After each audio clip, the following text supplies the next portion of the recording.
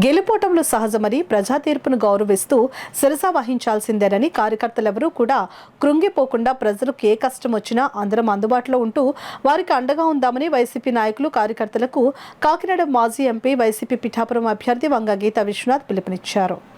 పిఠాపురం మహారాజా కోట ఆవరణలో ఉన్న వైసీపీ కార్యాలయంలో పార్టీ నాయకులు కార్యకర్తలతో ఆమె సమావేశమయ్యారు. ఎమ్మెల్యేగా నెగ్గిన పవన్ కళ్యాణ్ కు శుభాకాంక్షలు తెలుపుతూ తమ వెంట నడిచిన పార్టీ శ్రేణులకు అలాగే తనకు ఓట్లు వేసిన ప్రజలకు ఈ సందర్భంగా కృతజ్ఞతలు తెలియజేశారు. జరిగిన సార్వత్రిక ఎన్నికలలో ఆంధ్రప్రదేశ్ రాష్ట్రంలో పిఠాపురం నియోజకవర్గం కాకినాడ జిల్లాలో వైఎస్ఆర్సీపీ అభ్యర్థినిగా నాకు అవకాశం ఇచ్చారు. జగన్మోహన్ రెడ్డి గారికి నా హృదయపూర్వక ధన్యవాదాలు తెలియజేస్తున్నాం.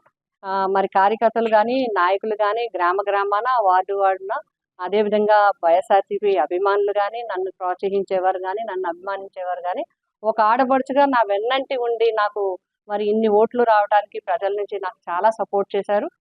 మరి చేసిన వారందరికీ కూడా నేను హృదయపూర్వకంగా ధన్యవాదాలు తెలియజేస్తున్నాను. అదేవిధంగా నాకు ఓట్లు వేసిన ప్రజలందరికీ కూడా హృదయపూర్వకంగా ధన్యవాదాలు. పిఠాపురం నియోజకవర్గ ప్రజలకి కూడా నా ధన్యవాదాలు తెలియజేస్తున్నాం. ప్రజా తీర్పుని మేమందరం కూడా గౌరవిస్తున్నాం. ఎందుకంటే ప్రజలు ఇచ్చిన తీర్పుని గౌరవించడం అనేది రాజకీయ పరంగా మా అందరి బాధ్యత. గెలుపోవటం అనేది రాజకీయాల్లో సహజం. ఒక్కొక్కసారి ఒక్కొక్క పార్టీ గెలుస్తుంటుంది. ప్రజలు ఎవరిని గెలిపించాలనుకుంటే అదే విజయం అవుతుంది.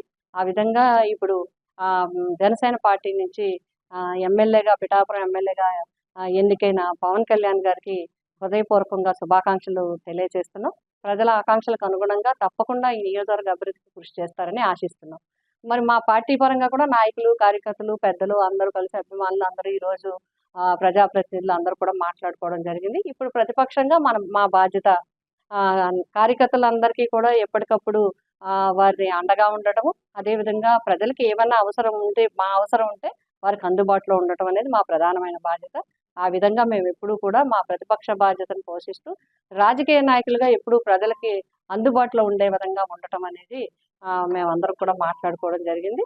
రాబోయే భవిష్యత్తు కార్యక్రమాలు పరిస్థితులు అక్కడ ఉండే కార్యక్రమాలు బట్టి మేము నిర్ణయించుకుని ముందుకు వెళ్తాం జరుగుతుంది.